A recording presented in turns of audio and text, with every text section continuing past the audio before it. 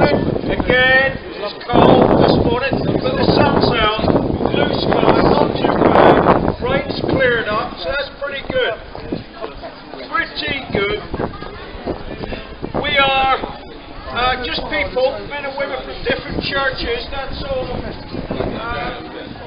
We have the same belief and understanding of who Jesus Christ is, who He was, who He is today, and who He is tomorrow. So we're not religious in that sense, because we find that a lot of the time religious people do not know God, and they don't know what He says. We are believing in Christ and we follow Him. Just come out to share a good message with you this morning. Good news message for a few minutes. And if you've any questions, ask one of these guys around here. If you've any prayers, we don't know everything, but we know enough. There's plenty of free literature on the table there. You can read. We're also, so just help yourself and speak to many of you. Just to quickly remind you, last year, Richard Branson, you know about him. He spent a lot of money in 17 years planning his space travel, and he went up into space. And do you know what the first words he said that come out of his mouth? He could have said anything.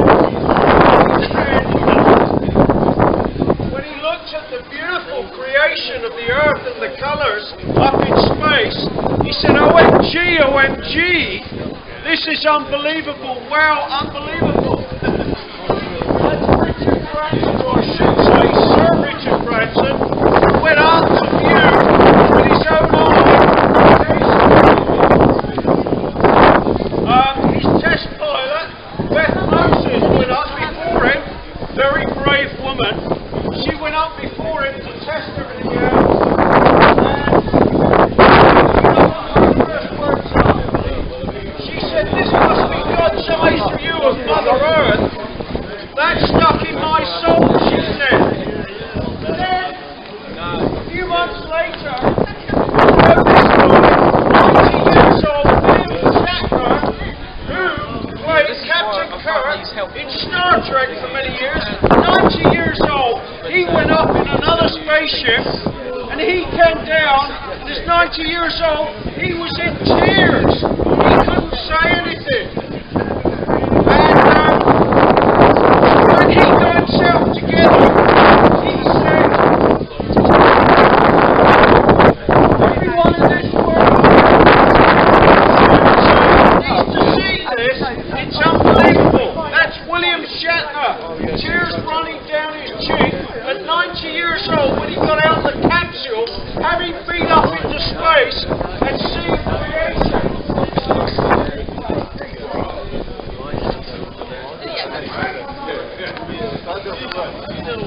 So remember, that's going back a few months last year. People now are going up with their own eye and seeing creation for themselves. Their soul was struck by what they saw. I'm not saying they were believers, I'm just saying their soul was still struck by what they saw in creation.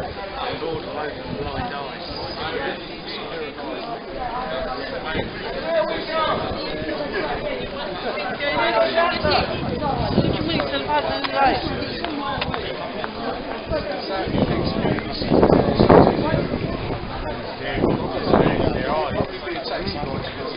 Now, I want to make a statement here. Just as you go past, just something for you to think about, and that is this. Some scientists say nothing created everything. Think about that for a moment. Nothing created everything. Think about that. If that's the only thing you hear as you go past with your busy lives, I know we all have busy lives and families to look after. Some scientists say nothing created everything. Now, for 30 years, scientists have been trying to create something out of nothing, and of course they can't do it. I chuckle about that. Now, science doesn't say anything, but scientists do. And it depends on which scientists we are listening to. There is good science and there is bad science.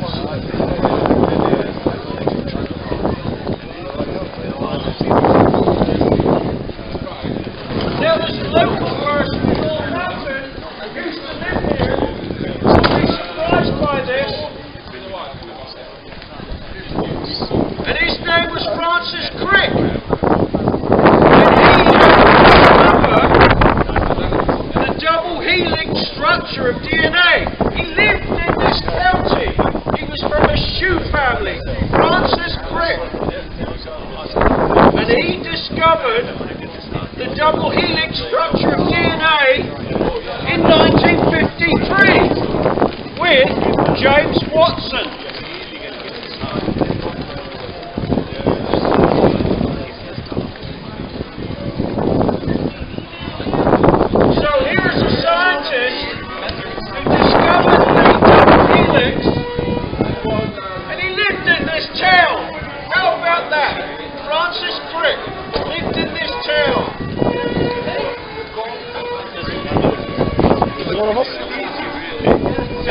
Oh, the truck and the...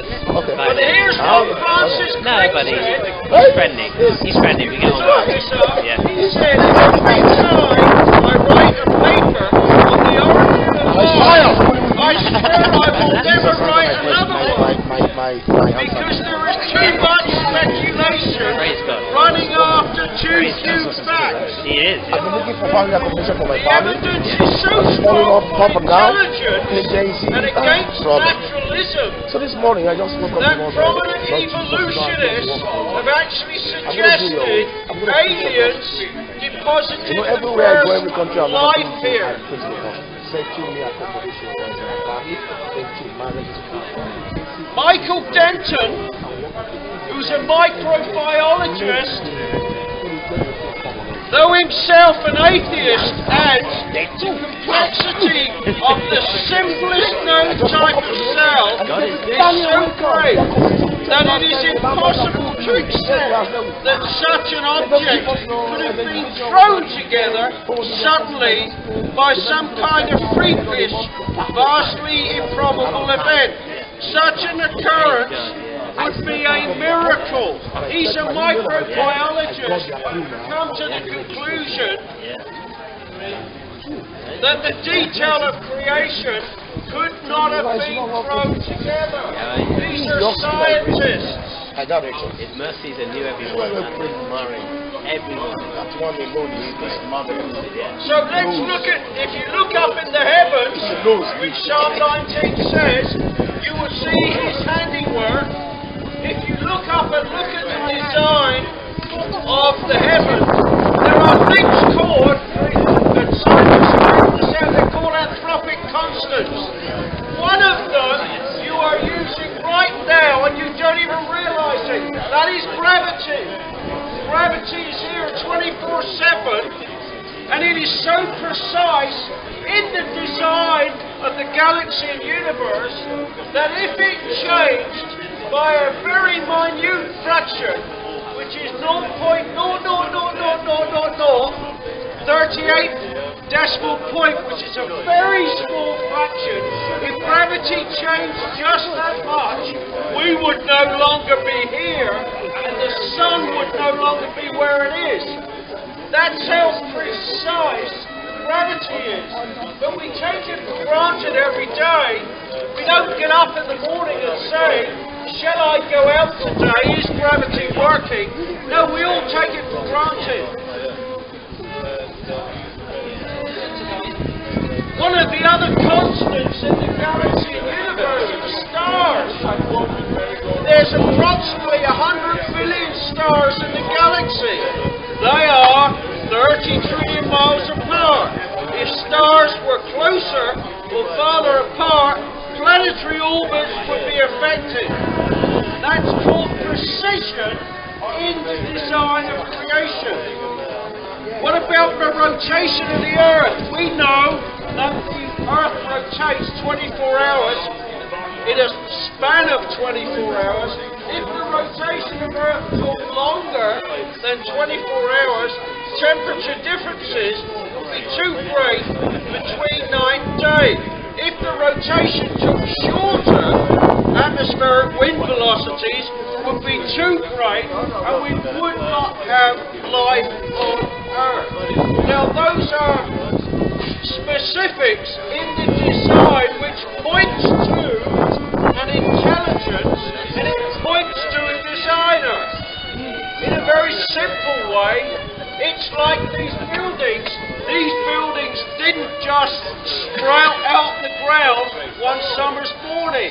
No, we know, looking at these buildings, we know behind them there is an architect, a designer, there is some intelligence, and it was put together with bricks of mortar and wood and steel and glass.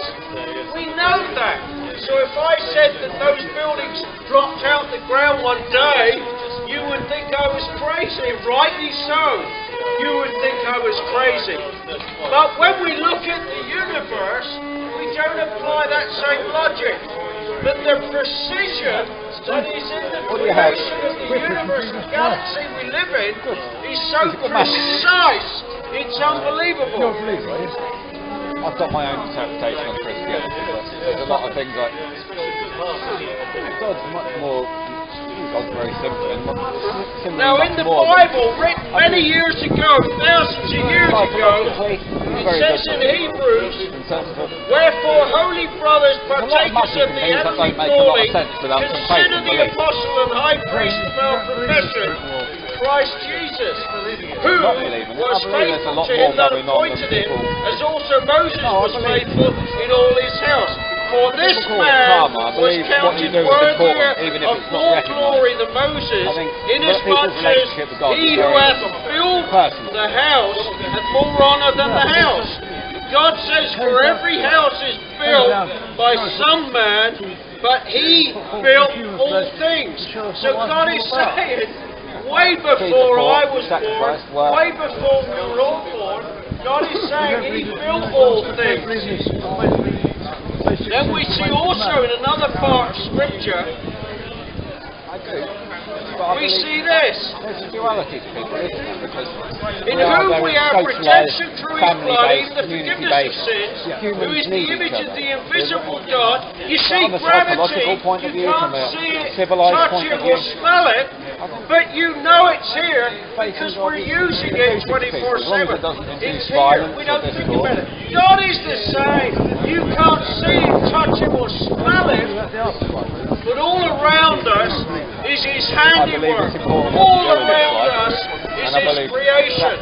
And Scripture says, for by him were all things created that were in heaven and that are in earth, visible and invisible, I should say, whether they be thrones or dominions or principalities or powers, all things were created by him and for him. So when we look at science, so you need to walk as close to that path as you can. that points to an intelligence. I come back to this. Nothing created everything. That's impossible. You exhibit the values. But some scientists believe that. Other scientists do not. What we have to be careful about is that science never says anything, but scientists do. So it depends on who you're listening to. More and more. You can't.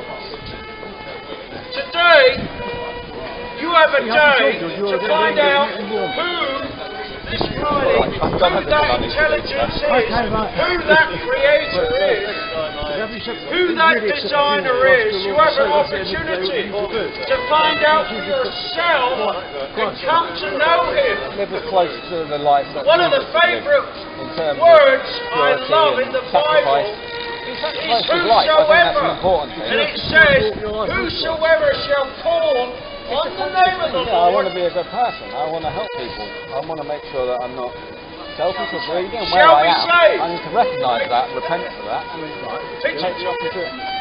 So it doesn't matter what colour skin you are, doesn't matter what culture you come from, doesn't matter what country you were born in, doesn't matter what you were taught in your religion, whosoever shall call on the name of the Lord. And this Lord is the one who created all things visible and all things invisible, light, gravity you are using today. So my prayer for you this morning is that as you go past, you would think about these things and ask yourself this: did nothing create everything?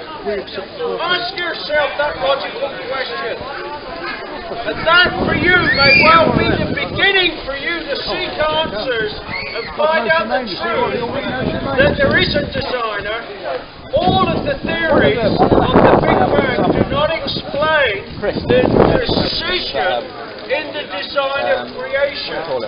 And the precision in the design of creation points to an intelligence, a creator, a designer, and we know him as God. So this morning, I just share that great news with him. You can find out for yourself today by turning to him and asking him those questions. So thank you this morning, Northampton.